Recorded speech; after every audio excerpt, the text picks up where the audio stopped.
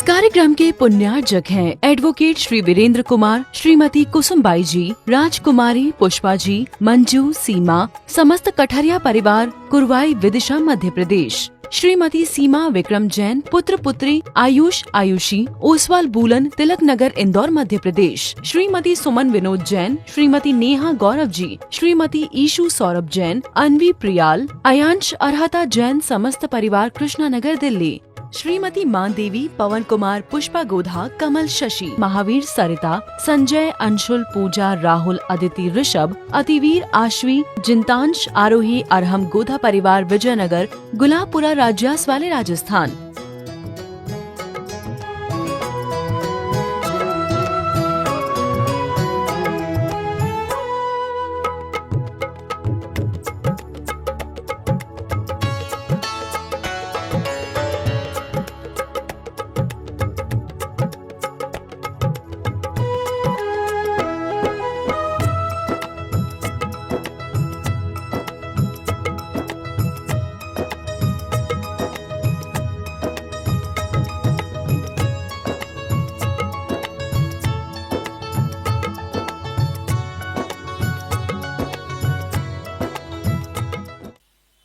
जैसे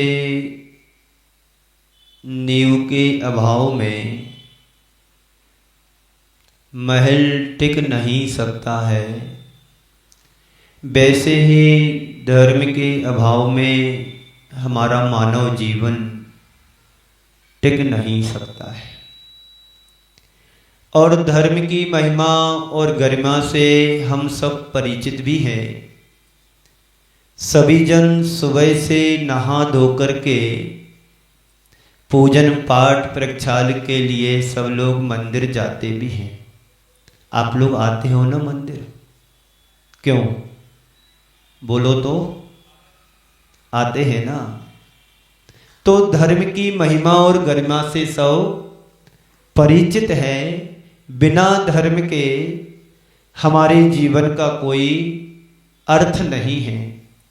अर्थ वाले होने के बावजूद भी जब तक जीवन में धर्म नहीं जुड़ेगा तब तक हम समर्थ नहीं बन सकते।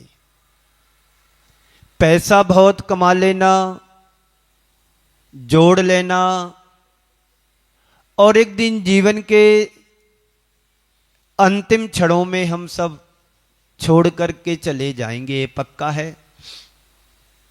लेकिन धर्म हमारे जीवन से नहीं जुड़ा तो हमारे जीवन का कोई मूल्य नहीं। तो इसलिए धर्म जीवन का आधार है। बिना आधार के आधे टिक नहीं सकता है। जैसे बिना नींव के महल नहीं टिक सकता है, तो वैसे ही बिना धर्म के हमारा जीवन टिक नहीं सकता है। एक व्यक्ति मकान बना रहा था, घर बना रहा था। सुबह से शाम तक 3 से 4 फीट दीवार ऊपर जाती और रात होते ही ढह जाती, मतलब गिर जाती। ये रोज का क्रम था। सुबह से दिन भर दीवार बनाए, मेहनत करे, दीवार को ऊंचा करे और रात में ढल जाए, गिर जाए। एक दिन उसी नगर से किसी संत का गुजरना हुआ, वहां से निकलना हुआ। उस श्रावक ने गुरुदेव से निवेदन किया कि गुरुदेव, बहुत दिन मेरे को हो गए मकान बनाते बनाते, घर बनाते बनाते, लेकिन दीवार नहीं बन पा रही है। इसकी वजह क्या है? संत ने उसको मुस्कुराते हुए कहा कि देखो, सामने जो हवेली दिख रही है, क्या तुझे पूरी हवेली दिख रही है? वो व्यक्ति बोलता, हाँ गुरुदेव, हवेली दिख रही, पूरी हवेली दिख रही। हाँ, पूरी हवेली दिख रही। जरा गौर से देखो कि हवेली दिख रही कि नहीं दिख रही। बोले गुरुदेव, पूरी हवेली दिख रही और आगे से पीछे तक भी दिख रही है कि कितनी बड़ी हवेली है। संत ने पुनः उससे पूछा कि ये बताओ, हवेली तो तुम्हें दिख रही है। सोगानी जी, क्या नाम, सोनी जी, कल इन्होंने बताया, देखो महाराज, आपके आशीर्वाद से पूरा घर आपका है। फिर हमने कही छोड़ो, चलो हमारे नाम पर छोड़ो, जब हमारा है तो। महल तो दिख रहा, घर दिख रहा, हवेली दिख रही, पर ये बताओ कि नींव कहां है इसकी। अरे गुरुदेव, नींव तो मुझे पता ही नहीं था कि नींव भी बनाना चाहिए, नींव भी भरना चाहिए। उसको समझाते हुए कहा कि महल को टिकाए रखने के लिए नींव की भी आवश्यकता होती है, बिना नींव के महल टिक नहीं सकता है। ये आपकी जो क्या बोलते चंद्र प्रभु जिनालय केकड़ी का 150 वर्ष पुराना मुझे नजर आ रहा है, ये आज तक टिका है, तो इसकी वजह क्या है? कभी विचार किया आप लोगों ने? सोचा भी नहीं इस बात के लिए? महल खड़ा है, घर खड़ा है, महल मंदिर की पूरी दीवारें खड़ी हैं, ये धर्मशाला और नसिया के स्वरूप में दिख रहा है, तो इसकी टिकाए रखने के लिए इसकी वजह क्या रही होगी?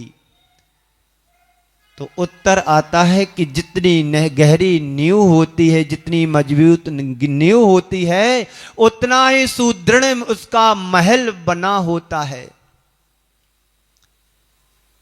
बंधुओं, धर्म हमें सदैव धर्म धारण की प्रेरणा देता है, तदनुसार लोग धर्म भी करते हैं। यहाँ जितने बैठे हैं सब धर्मात्मा हैं, धर्म कर रहे हैं, और धर्म नहीं करते तो यहाँ पर आज बैठे भी नहीं होते, और आज हमारे जिनालय भी नहीं होते।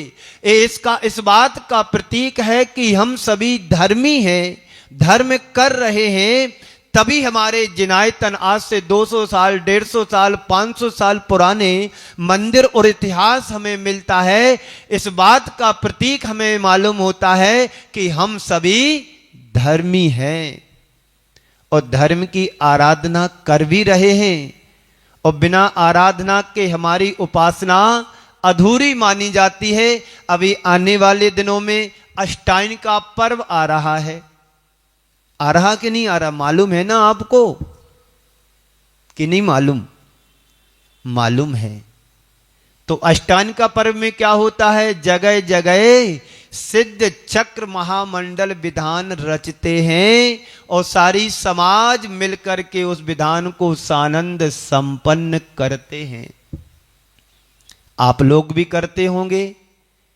कई लोग तो क्षेत्रों पर जाकर के सम्मेश शिखर जी में जाकर के, मुक्तागिरी में जाकर के, सोनागिर में जाकर के ठाट बाट से धर्म की आराधना करते हैं, चक्र सिद्ध चक्र की आराधना उपासना करते हैं। और नगर में किसी साधु संतों का समागम हो जाए, सानिध्य प्राप्त हो जाए, तो फिर उसमें 4 चांद लग ही जाते हैं। ये धर्म की आराधना के दुर्लभ क्षण होते हैं जब हमें किसी साधु संतों का निमित्त मिलता है, सानिध्य मिलता है। वैसे तो धर्म आप लोग सदैव करते हैं, रोज करते हैं। मंदिर में जाकर के एक डिब्बी मुट्ठी भर चावल चढ़ा देते हैं, ज्यादा सी हो तो एक पूजन कर लेते हैं, और ज्यादा सी हो तो शास्त्र स्वाध्याय कर लेते हैं, और ज्यादा समय हो तो एक आध जाप कर लेते हैं। ये तुम्हारे रूटीन का काम है। लेकिन संत कहते हैं इस रूटीन को भी कुछ चेंज करना पड़ता है। कभी कभी रूटीन को बदल करके भी नया रूटीन चालू करना पड़ता है। केकड़ी वाले तो वैसे ही धार्मिक नगरी है, समय समय पर यहाँ पर अनुष्ठान होते रहते हैं, साधु संतों का आगमन होता रहता है, और आप लोग उससे जुड़ करके अपने जीवन को कृतार्थ भी करते हैं। वैसे कल हमारा यहाँ पर आना हुआ था। आज हम तीर्थंकर भगवंतों की आराधना और उपासना करते हैं, पूजन और पाठ करते हैं, उनके कल्याणकों को उत्साह और उमंग से भर करके मनाते हैं। निश्चित किसी ना किसी भाव में ये पुण्य हमारा सातिशय अतिशय पुण्य बन करके आएगा, और एक दिन हमारा भी किसी ना किसी कल्याणक में नाम अवश्य जुड़ जाएगा। एक कल्याणक कभी निरर्थक नहीं जाता है। पंचों के कल्याणक हो ना हो, लेकिन पंच परमेष्टि के क्रम में आने का सौभाग्य तो हर आत्मा पात्रता रखती है। ये धर्म की आराधना का आधार है। पंच परमेष्टि शरण चरणम, पंच परमेष्टि गुरु चरण शरणम, ऐसा आचार्य समंतभद्र महाराज कहते हैं। पंच परमेष्टि की शरण ही सर्वश्रेष्ठ शरण है। इसके अलावा संसार में कोई भी शरण नहीं है, एकमात्र शरण है पंच गुरु चरण शरणम। यही हमारा धर्म है, यही हमारा उपादेयता है, यही हमारे लिए उपादेय है। तो धर्म हमारे जीवन का अंतरंग तत्व बने, आधार बने, जिस आधार पर हम अपने जीवन के महल को, जीवन रूपी महल को खड़ा कर सकें और जीवन को अच्छे से जी सकें। ये धर्म की सार्थकता है। जो व्यक्ति धारण करता है उसके जीवन का रंग और ढंग सब बदल जाता है। जो लोग रूटीन की तरह धर्म करते हैं उनका धर्म ऊपरी सतही होता है। कल मैंने जैसा कि कहा था, एक श्रावक ने कहा, गुरुदेव मुझे धर्म का असर नहीं दिख रहा है, धर्म तो मैं बहुत करता हूं लेकिन धर्म का जैसा हमारे जीवन में असर दिखना चाहिए वो असर नहीं आ पा रहा है। इसकी वजह क्या है? गुरुदेव ने उसे समझाते हुए कहा कि देखो, तुम शराब को तो जानते होंगे, शराब लेकर के आओ, एक लोटा शराब लेकर के आओ, पर उसको कुल्ला करना है, उस शराब के कुल्ला कर करके पूरा लोटा खाली करना है। शिष्य सरल स्वभावी था, गुरुदेव ने जैसा कहा उसने वैसा ही किया, पूरे लोटे के लिए कुल्ला कर करके खाली कर दिया। और अंत में गुरुदेव ने पूछा, क्यों, तुम्हें शराब का असर हुआ क्या? बात का असर तो हो गया, तब तो तूने लोटा खाली किया एक एक कुल्ला कर करके, पर तुझे शराब का असर हुआ नहीं। गुरुदेव कैसी बात करते हो, एक बूंद भी गले के नीचे नहीं उतरी तो असर हो कैसे सकता है? हम लोग भी, आप लोग भी सदियों से धर्म का कुल्ला करते आ रहे हो तो धर्म का असर दिखेगा कैसे? अभी तक हमारा इतिहास यही बताता है कि हमने धर्म तो खूब किया है पर धर्म को धारण नहीं किया है। इसलिए आज हमारे जीवन में धर्म है तो ऊपरी सतह पर है, ऊपरी सतह पर धर्म दिखता है। अंतरंग से यदि जुड़ोगे तो तुम्हारा रंग और ढंग सब कुछ बदलेगा। बदलता है, बदलने में देर नहीं लगती है। जो व्यक्ति हृदय से उस धर्म को धारण करता है उसके जीवन में बड़ा जबरदस्त परिवर्तन आता है। तो केकड़ी तो वैसे ही धार्मिक नगरी रही है और आज भी है। जहां गुरुदेव का प्रवास रहा हो, 15-18 दिन प्रवास रहा हो, ऐसी धार्मिक नगरी में, नगरी का कहना ही क्या, यहाँ के सब धार्मिक श्रावक हैं, धार्मिकता को लेकर के जीवन जी रहे हैं। मुझे कल आया बहुत अच्छा लगा और आज भी अच्छा लग रहा है और जितने दिन रहेंगे सब अच्छा ही अच्छा होगा। तो पर सवाल है, मैं जो धर्म कर रहा हूं वो यथार्थ में धर्म है या नहीं? मैं जो धर्म कर रहा हूं वो यथार्थ में धर्म है या नहीं? हमें ये देखना है। पहला सवाल अपने आप से करो कि हम धर्म क्यों कर रहे हैं। कभी किया आपने अपने आप से सवाल कि जैन कुल में जन्म ले लिया तो हम धर्मात्मा बन गए क्या?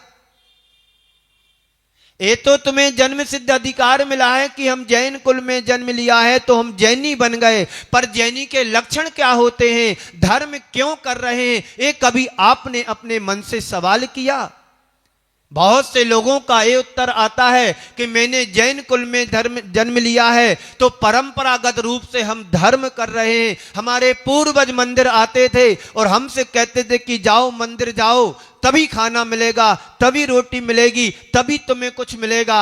बच्चे बचपन में अपने माता पिता कहते थे कि जाओ बेटा दर्शन करके आना, आज अष्टमी है दर्शन करके आना, आज चतुर्दशी है दर्शन करके आना, पर्युषण पर्व लग रहे हैं दर्शन करके आना, डेली दर्शन करना, अभिषेक करना, पूजन पाठ करना, 16 कारण चल रहे हैं दर्शन करके आओ।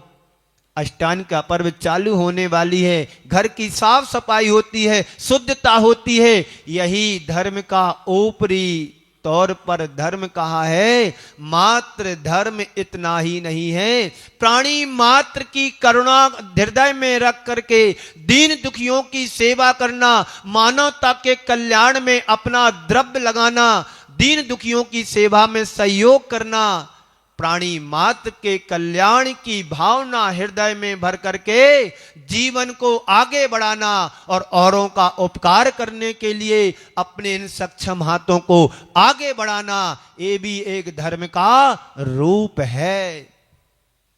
मात्र अपने तक सीमित रहना ये धर्म नहीं, धर्म का एक खोखलापन है। सच्चा धर्मात्मा वही है कि अपने आश्रित रहने वाले लोगों का भी ध्यान रखता है। किसी ने पूछा कि जैन किसे कहते हैं, जो परिभाषाएं रट ली कि देव दर्शन करना, पानी छान करके पीना और रात्रि भोजन नहीं करना, जैनी बन जाओगे। एक अजैन व्यक्ति, जैनेतर व्यक्ति भी यदि ऐसा करता है तो वो जैन बन जाएगा। संत कहते हैं सच्चा जैनी तो वह है जो अपने साथ औरों का भी ख्याल रखता हो, अपने जीवन जीने के साथ साथ पड़ोसी के भी जीवन जीने का ध्यान और ख्याल रखता हो। आज मेरे घर में भोजन बन रहा है, पड़ोसी के घर में चूल्हा जला कि नहीं जला, इस बात का भी हमें ध्यान रखना, वही सच्चा जैनी है। शायद इसलिए भगवान महावीर के उपदेश में आया, जियो और आगे तो बोलो। मौन लेकर के आए हो क्या? आटे में जितना मौन डालोगे उतना खस्ता आता है, और आप मेरे साथ जितना जुड़ोगे उतना मजा। तो जैनी कौन? जो अपने साथ औरों का भी ध्यान रखता हो, वो सच्चा जैनी है, वो सच्चा धर्मात्मा है। सच्चा धर्मात्मा वही माना जाता है जो अपने जिंदगी जीने के साथ साथ औरों का भी ध्यान और ख्याल रखता हो। आज जैसा जीवन मुझे पसंद है, संसार का प्रत्येक प्राणी को जीवन जीना पसंद है। जैसा मैं सुख चाहता हूं, संसार का प्रत्येक प्राणी सुख चाहता है। जैसा मैं मरना नहीं चाहता हूं, संसार का कोई भी प्राणी मरना नहीं चाहता है। वो सच्चे जैनी की सद्भावना होती है। आजकल लोग अपने तक सीमित हो गए, सगे संबंधियों को भी भूल गए, और मंदिर में आकर के घंटों धर्म ध्यान करते हैं, और बाहर जाकर के क्या करते हैं? क्या करते हो? अधर्म ध्यान का काम करते हो। तो कैसे तुम धर्मी कहलाओगे, कैसे धर्मात्मा कहलाओगे?